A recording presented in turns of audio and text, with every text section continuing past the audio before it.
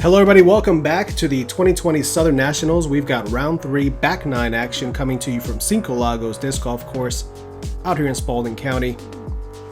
We saw some good action on the front 9, Conrad. What are you thinking is going to happen here on the back? The back 9 has water in play on every single hole, so I'm looking for some action, and some action. It's a lot of action. Of course, a big thank you to our patrons for helping us to get out to some of these events. We appreciate all the support throughout the year. And we are going to look at the leaderboard here. We have Dave's not on the car, but he's making the move as well as Isaac is. Jamie's fell off just a little bit, shooting even through the front. But let's see what moves he can make on the back here. Take a look at our current standings here for the lead card so far. Through the front 9, you can see as we're making a push here, put a little bit of pressure on Matteo moving forward.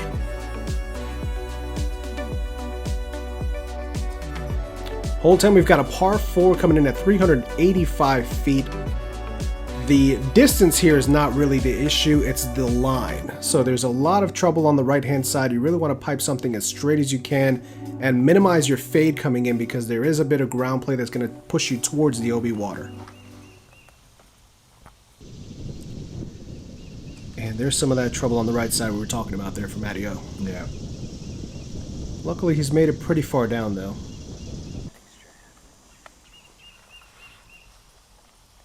Yeah, and that's the thing about this hole. Like you see the pin, you're like, I think I can get there, but just the line to get there it's not pure. Jamie going lower right side, and again, you see it is just tight off of that tee. You're trying to get something to flip up and kind of go straight and then land just softly to the left because you do need it to finish to the left a little bit. Let's see what Ez has in mind here. He's going higher. Right side, that's pushing, but that never came out. And stayed over you there. Can't even see into there, so I can't imagine he's going to have any kind of look to get clean out of there, besides maybe an over-the-top look. So Andrew here seeing what the first 3 have done. Let's see if he makes the adjustment. Looks like he's throwing a H3 here.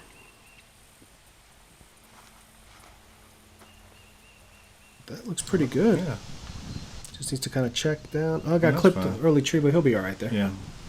Not as much trouble as the rest of the card is looking at, so yeah. It's a little easier up and down for him. Little patent pending here for Jamie. And again, this is so thick in there because, again, like we said on the front 9, a temp course, people haven't been back in these areas, so the rough is really rough, as we said. And that right there is a great upshot. Fantastic shot there. Matty throwing down a layup.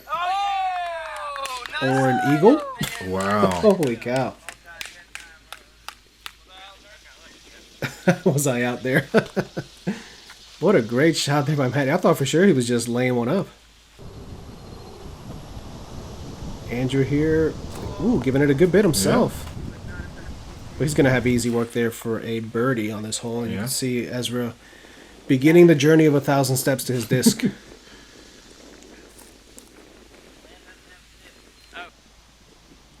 I think he's in there somewhere. I'm sure. Oh, there you go. There's a disc coming out. Up over the top like we thought. Yeah. And that settled down nicely. So he'll be able to walk away with... par at worst. I think he's definitely inside of like 25 for birdie look still. I think he'll still get his birdie. Good birdie there for Andrew. And again, this is a par 4. You can see where maybe you can make the argument for it being a par 3. It's really, it's a legit tweener. It's one of those that, you can justify it either way. Good save there. So I don't know what you call it. It's more than a star frame because they all got birdies or besides the Eagles. Yeah. Superstar frame? Maybe. Star plus? Put something down in the comments. What should we call that? Yeah. What should that be called?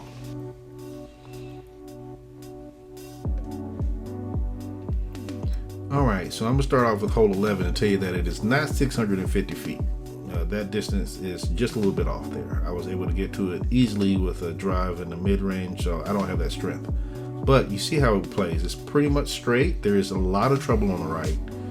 Again, the water and the tree line come into play on the left.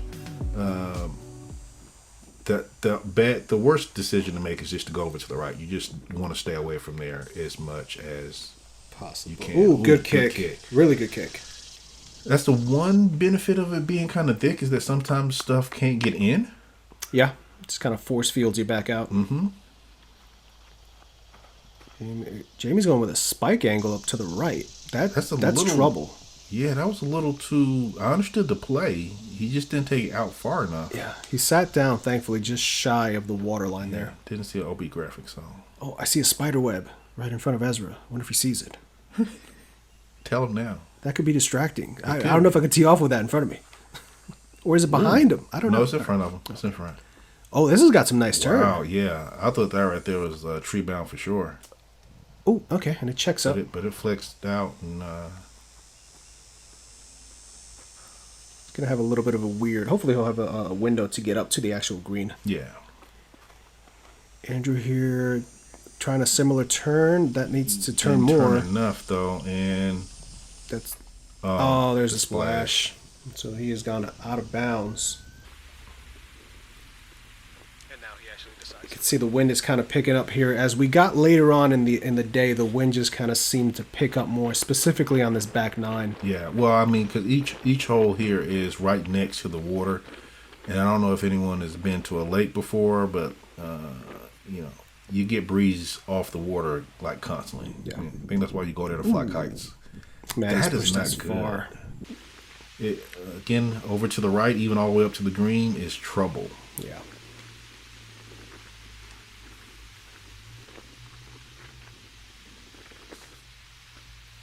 Jamie, he clipped something coming out. Yeah. Just kind of checked them down.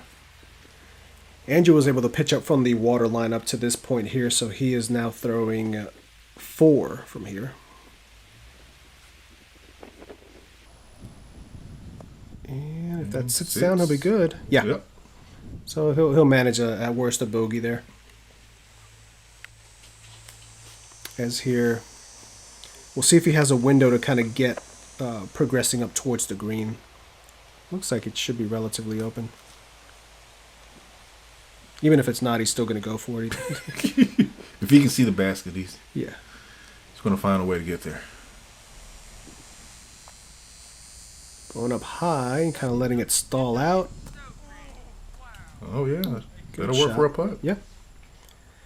Definitely well within his range.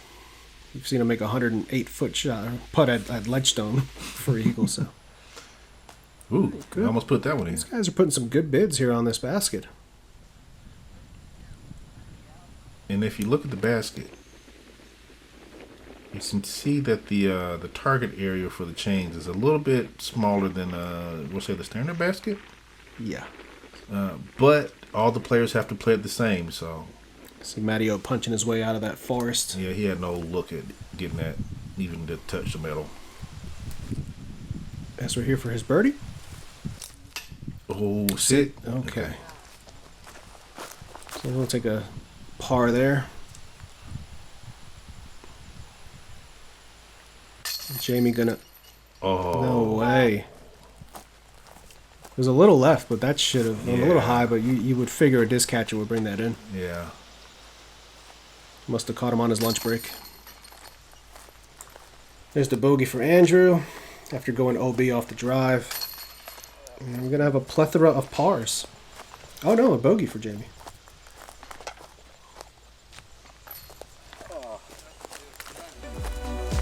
Oh, that's right. He was down on the left side off the drive.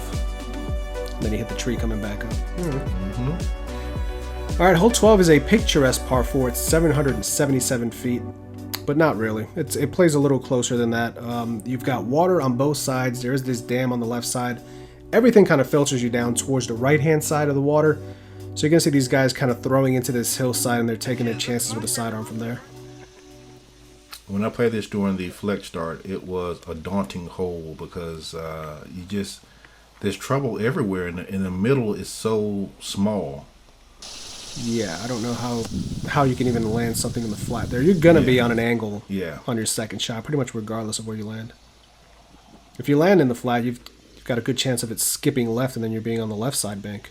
There's also a slight disadvantage from being up here and throwing over the dam because you're not 100% sure which way the wind is moving across the dam. That's turning. Oh, he's crushed this. Wow. Oh, what a smash. Wow. I thought for a moment there that was going to turn right and go in the water, but it stabled up.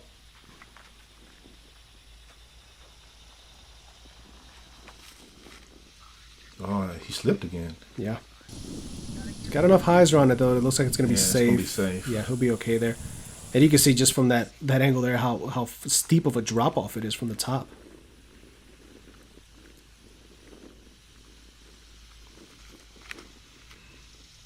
Well, I can tell you the pro move is to go to the right. That needs to hook up. Stay dry.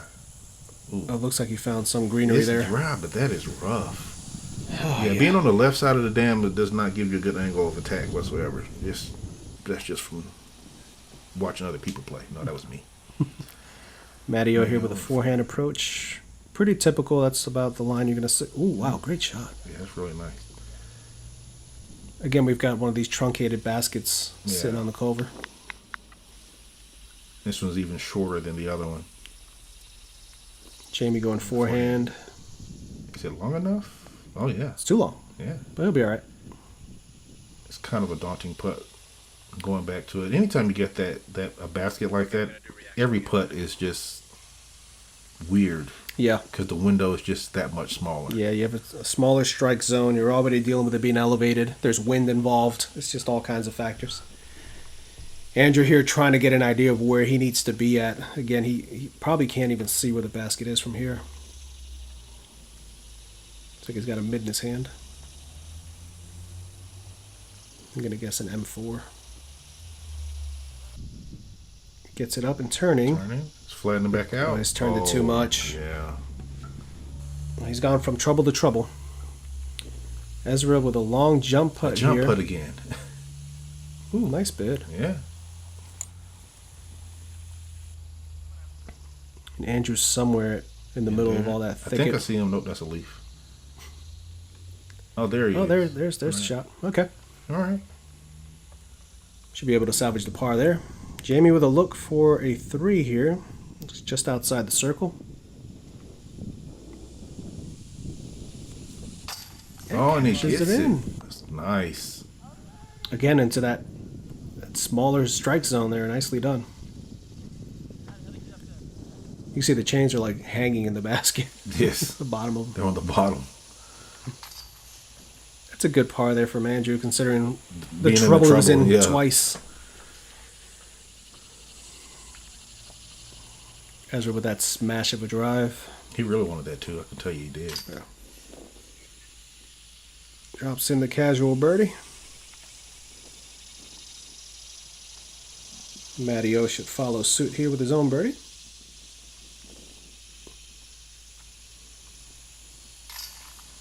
Yep.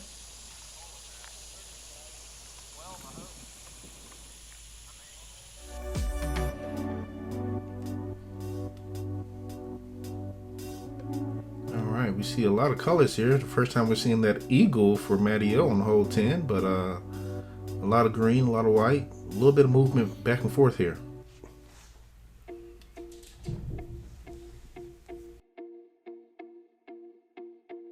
Yeah, I'd played in Southern Nationals. I've probably played in 5 of them. When I first moved to Georgia, I ran a couple of qualifiers, me, Dollar, and Josh, Matlack, Jason Makarovich. We were kind of the only ones that really were interested in trying to go to USEDC at the time. And Southern Nationals was one of the qualifiers that was kind of easier, not really easier, but not as many people that could affect it because you had to be qualified for it to get in the event in the first place. So it was very attractive to us to want to be a part of Southern Nationals, and that's how we got involved with it. And this year we had Griffin, Spalding County has been great with building courses, and we've been looking to have a substantial event here in Griffin, and Southern Nationals was an opportunity that we jumped at, and it looked like it went pretty good. For me, playing the Southern National Pro Championships, I think this is maybe my 6th or 7th one. I do go back quite a good ways in the history of Southern Nationals. I actually won the very first Southern Nationals tournament It was called Southern National Championships. It was just a basic tournament. You didn't have to qualify or points. It was the very first tournament. So to be here at this facility some 23, 24 years later and we're still talking about Southern Nationals it's pretty impressive to see what Jim has started and the groundwork that he has laid, you know, for us as disc golfers. The courses that Kevin has laid out and the hospitality that Griffin has shown to the Southern Nationals this year. You know, we lost Jim earlier this year, but man, he would have been so very proud and impressed to see what we have here.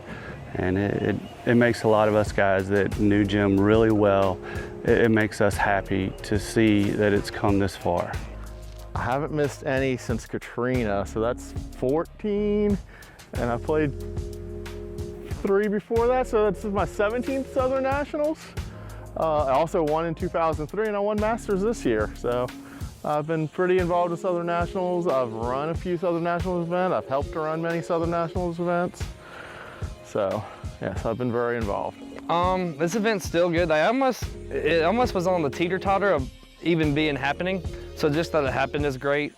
This year's been so crazy. I think just anything that happens then gets done is, but I'm very happy it was. I like it here in Georgia. I don't think it's ever been here in Georgia. I don't really ever play in Atlanta much or wherever, this suburbia Atlanta, but I really hope it comes back here, and I like what Kevin's doing with the Southern Nationals. He's pretty much saving the Southern Nationals. But what I like what he's thinking too is, which my dad did, is it doesn't just have to be Southern Nationals. You could always start a Western Nationals, you can start a Northern Nationals, you can start your own Nationals if you want to, and have your own Nationals where you have a Players Championship, just as we do here in the South.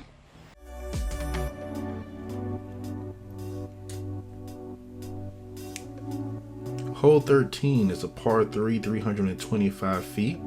A very routine hyzer shot here. There is a little bit of trouble on the left that comes into play with the water, and you kind of got to decide what you want to do with the tree on the right, whether you want to go for it or you're going around it. Oh man, he went with a forehand here. Take that right tree completely out of the equation. He did, but he didn't quite make it up the hill there. Yeah. Yeah, it's surprising to see how much that tree kind of factors into this hole. Ezra staying right of it with his... Yeah, I think that flipped up a little bit more than he wanted to, and then maybe in the wind, you can hear the wind there. Yeah, and I think he was throwing an A3 on that hole. Just kind of stayed right the whole time. There's a higher spike line. Here. Sit, if it's that tree. Oh, yeah. Okay, well, yeah. I guess you got to throw something that you know is going to get there and deal with the wind accordingly. That may be why Matteo went the forehand, just to kind of take the water out of play and not have to worry about being pushed over that way. Yeah. Andrew with an FX2, and that checks up very nicely. Oh, yeah. As with a long look here, and he's got that tree on his right and some wind. I wonder if he's going to go for it. Of course he is. Gets it up high. Oh, What a putt! There you go. Good job, Ezra. Oh, we got our first run back. All right, run that back. See here, it kind of dives left right at the end. Yeah. And just centers it. And like he like, I don't know, from here, it's like he missed the tree just enough. Yeah. Very nicely done there. So unlikely 2, and that puts some pressure on Matteo, who comes up just low on his bid off the face mask. And Ez is going to cut into that lead once more. It's going to be a 2-stroke advantage for Matteo. Good hit there, and a good birdie for Mr. Montgomery. See how Jamie plays this off the tree. He's actually in poison ivy, which he is very much allergic to. So he's trying not to make contact with it as much as possible. And now he's going to have this weird, like, on the tree stance. You can see his foot is on the tree with his toe touching behind the line of point of contact. Well, still has the sense of mind. Flicks away the marker. Still good focus and concentration to ring up that birdie. I wonder if he has some Zanfell in his bag. I sure hope so. That stuff really is amazing. I know it's like 40 or 50 bucks, but it is worth it if you ever come into contact with some of that stuff.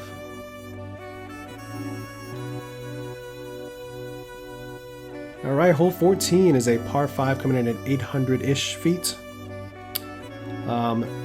This is more of a tweener hole. We saw as this weekend progressed, there were quite a few threes on here. So these guys are going to be looking to bring up a 3 to kind of keep pace with each other, specifically the leaders here. So I would imagine Ezra's going to attack this.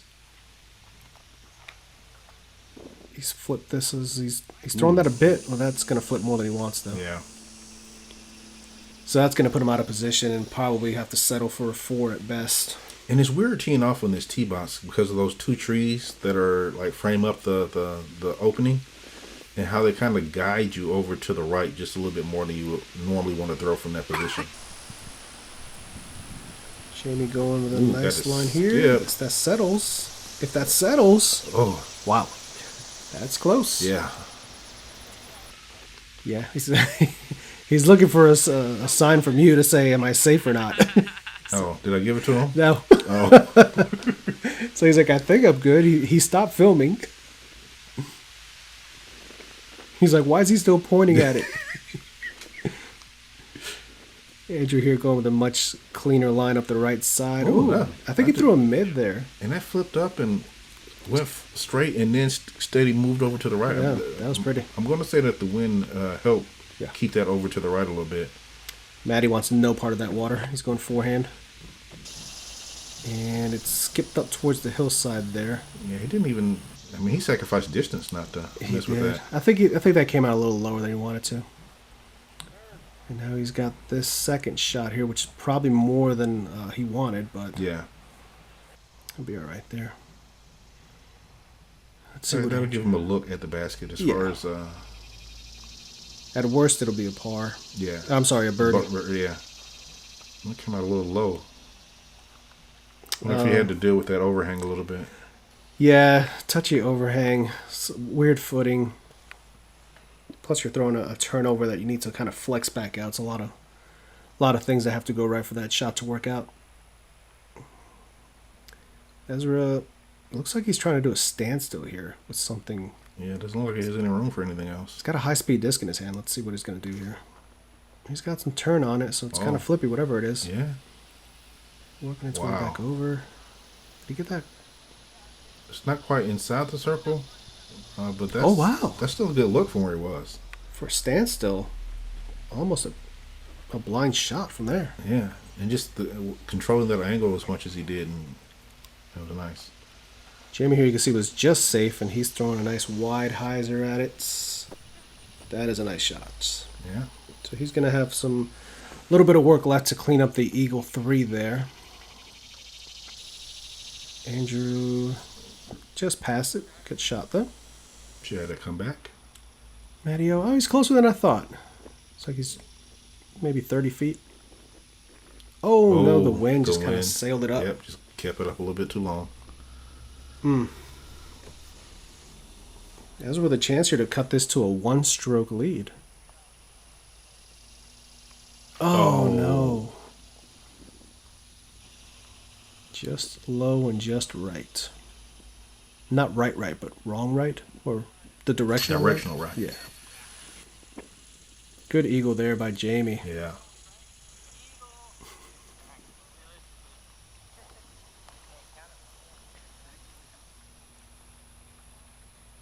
So it's an 800-foot eagle with the asterisk by the 800-foot. Right.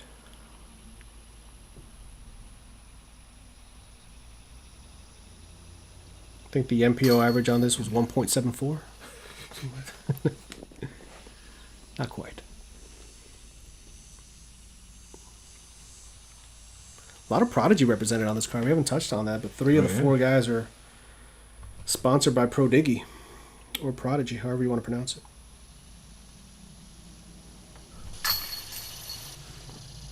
Able to clean up the bird.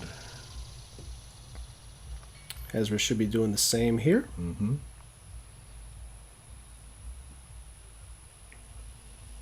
And I'm sure both Matteo and Ezra know that they kind of let one get away there from them. Yeah.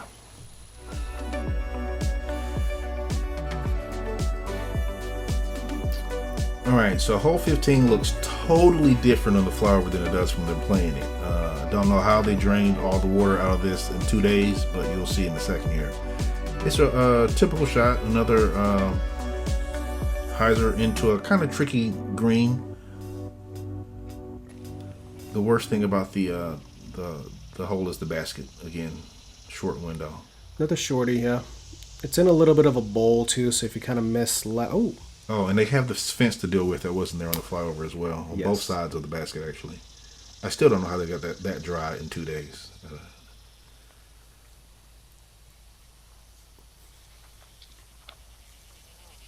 as we're taking a He pretty doesn't- straight line, but doesn't that's, like that. that's but, too straight. Yeah. And had there been water in there, that would have been wet. Yeah. I'm surprised they didn't. I mean, if you're going to put the fence up there, I'm a little surprised that they wouldn't say, hey, if it's on this side of the fence, Toby. Well, the course designers had nothing to do with the fence. That was the county that came in and put in the fence. Oh, okay. So, of course, designers probably... We're unaware of it even being there. Yeah. Until the day that it was there. And then at that point, you don't want to make a rule change after some people have come out and played flex starts and practiced the event a different way. Good shot there by Maddie. Yeah. Clearing the fence, we'll have a nice look at it. Jamie here with his straddle putt. Look at it. Oh, he sailed that. Yeah. And the fence kind of saved the day there. That could have kept going. Andrew with his look for 2, just low. Yeah. And Matty O here to gain some strokes on some folks. I feel like that window's like half the size of a regular. Oh, wow, he pushed it right. I've seen some putting issues here from Matty on this back nine. Usually he's very, very solid around the putting greens. He's had a couple of misfires that I'm sure he wishes he had back.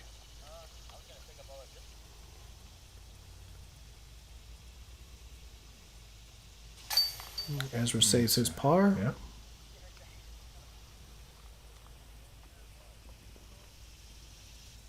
And Jamie's going to have weird footing again now. He has his foot in the hole. Oh, man. Sit down. All right, at least it's a little closer than he was.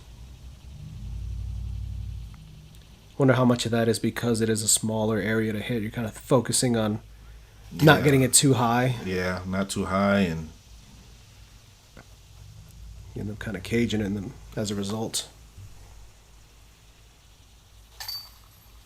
And Maddie with the par. So no damage done, no strokes lost in between the leaders there. See our 3-hole recap here. A little bit more green across the board. Got that eagle by Jamie on hole 14.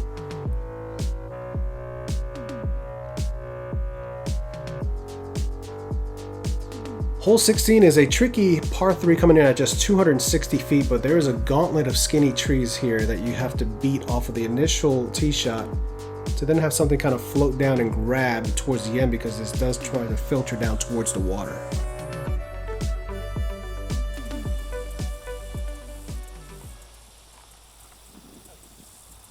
and there's one of those trees coming into play. You see the MPO average there, 2.70, so it is playing under par. But again, it can be tricky to just kind of navigate your way through here. You got that big initial window right in front of you. So when you want to hit, oh, he's gone wide right. And, well, Just sat up on that hillside there. yeah, kind of got slowed down by that dead grass and stayed put. Matteo going right side again. Small tree. Such a touchy window. Jamie going with something higher speed and the same small tree. Murdered that one, folks. Trees are, as our friend Mickey says, putting up a rigorous defense. I didn't even realize we hit a tree too. Long look here for Ezra. Again, kind of filters down towards the water. Is he going for it? Of course. Of course. No fear in that guy. I have to say guy now since he's officially 18. Oh yeah. Nice Ooh, that's a safe bad bit roll there. away though. Yeah. Landed right next to the basket, but just kind of trickled his way over to 20, 25 feet. Ooh. Had the right line. Yeah. Jamie with this left to clean up his par. Yeah. Does so.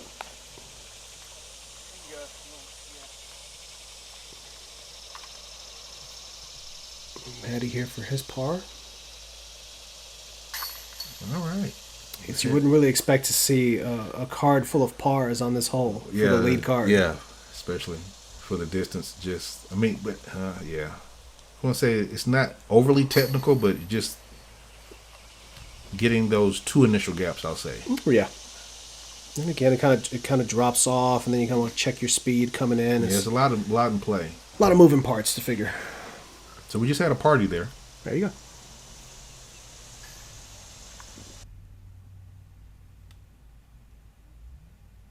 All right. Moving on to hole 17, which is a par 4, 625 feet, and it's just a question mark because getting through here, I couldn't even get through here cleanly with the drone, and I had control over it, so I can't imagine trying to throw a disc through here and actually getting to the green area. Even deciding where to land inside the trees is a tricky ordeal. And that one flips up, it's going straight. It's pushing the right side, which gets clean through to that ditch. What? He's gonna have. I think I said something about the hole and not being able to get through before. I retract that. Yeah, he's gonna be 35, 40-ish. Yeah, circle's edge for sure. Andrew going more up the middle, which I would think is a more traditional play. Yep, and he finds a tree. Yeah, kicks him back a little bit. There is a route wide right that someone on my card during the flex event took accidentally. It worked out. Not for a birdie look. Well, not for an eagle look, but for a birdie look.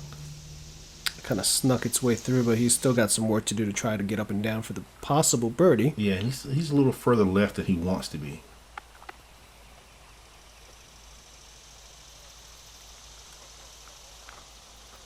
Jamie pushing this right side that Ezra took. Yeah, his flipped up, but didn't quite have the same line or momentum. You can see the basket there kind of straight ahead, so he's throwing a hyzer forehand. Oh, very nicely done. Good touch. To navigate those trees, yeah, very well done. Is Jamie going roller here? Oh no, he's going high sidearm. Oh. He's trying to flex it. That's one of those trees you catch square, it just stops the disc altogether, no deflection. Yeah. Matty losing his glasses on the jump up there. Well, he was going for that. If he lost his glasses, he was going for it. Yeah. Jamie with a look for three. Ooh, good brid. And Ezra here with a chance for an eagle.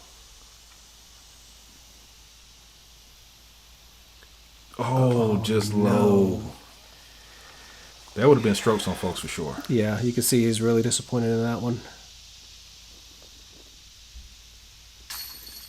Jamie cleans up his par.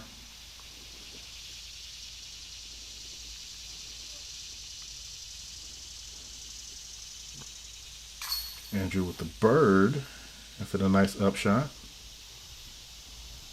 Ez types in his disappointing bird. That's such a statement. Taps in a disappointing birdie. And the same for Matty, though.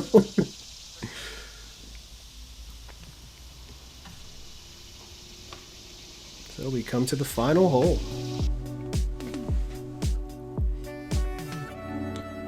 So hole 18 is quite the finishing hole. There's a par 3 at 375 feet. Obvious trouble on the left-hand side, but there's also trouble on the right-hand side trying to navigate a hyzer shot in.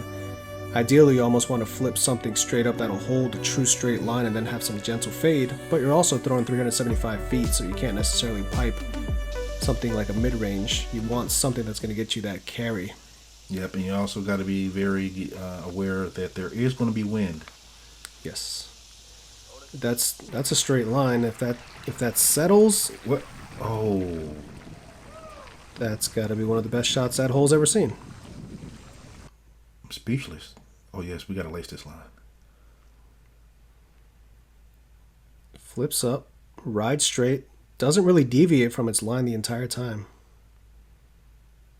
It's like, so did he just throw a mid like 375 feet? That's what it looked like. It flew like it was just a mid.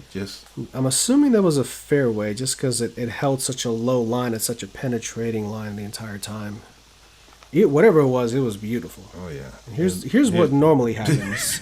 This is the normal play. Yeah, you normally want to bail out right a little bit more versus going left. And I think that got pushed a little bit to the right as well. Yeah. Matty going forehand. And coming up a little short. That'll be a tough look for a 2. That bush that's right there in between where he is a very it puts up a vigorous tree fence because you're not getting through it. Yeah. There's no way under it. You're not going to go outside of it. Yeah. So Jamie going big forehand here. And again, these guys are trying to... That's nicely done. Yeah. These guys are trying to play for position and to get into that final 9. To try to walk away with the title. Andrew pitching up here. Smartly so. Jamie's probably got to try to get under that. No. He tried. Yeah. Yeah, that's such a low hang. Mattio's going to have the same issue here. Well, worse. He just... Yeah. He knew. He wanted no part of that. So Jamie will have this left for par. Still got some work to do. All right, And he hits the in. putt. Nicely done. Nice way to finish up.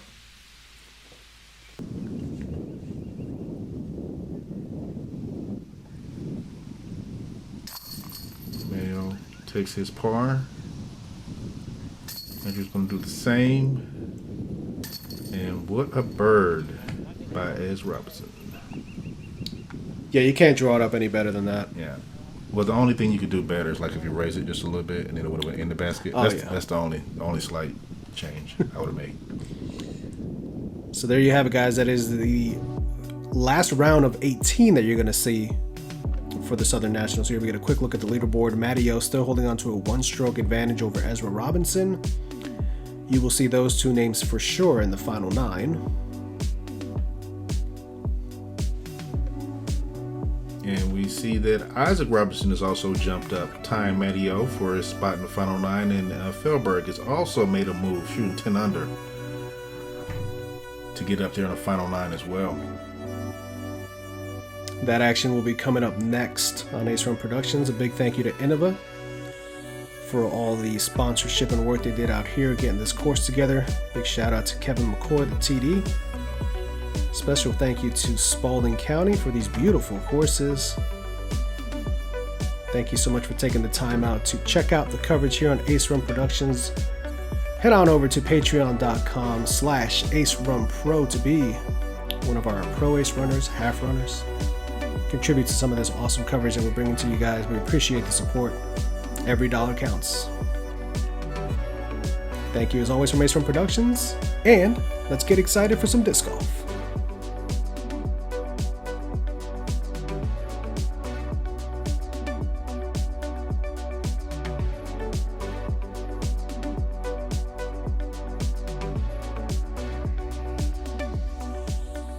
I said let's get excited.